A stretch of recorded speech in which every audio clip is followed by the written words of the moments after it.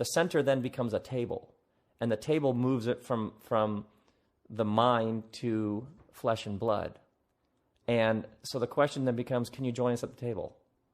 Which is a totally different question than, can you agree to our 9 things? Can you agree to our 12 things? It moves it. And that's the number one thing to every single, if you were to start a church all over again, I would just say every week, we have a table. We're inviting the whole world to the table. We believe it's the body broken and the blood poured out. Can you do that?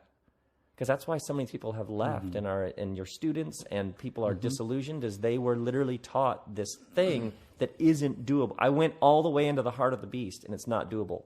And I'm here to tell you it's not sustainable, and it's not doable, and it leaves everybody a wreck. That's what I have to say about that. Okay. I had to add that. You know what I mean? Yeah. How many people do you know who they're still trying to get it?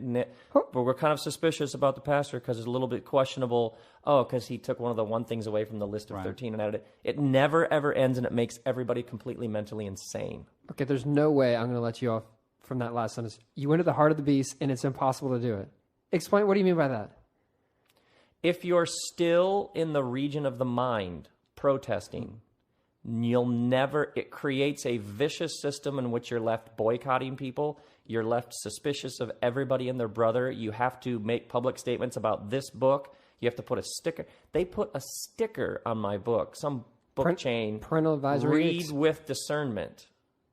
You have to blackball people. You have to fire people. It never, ever ends because it can't be done, because you are dancing on the head of a pin, and someone's going to fall off. And you think that's built upon the whole Protestant? And this is why the whole conservative evangelical thing is a house of cards, and it's completely collapsing before our very eyes. And everybody who's listening now thinking, no, it's stronger than ever. No, it's moments from completely falling into 1,000 pieces and being over. Because it builds its whole thing on a house of, you need to believe these things.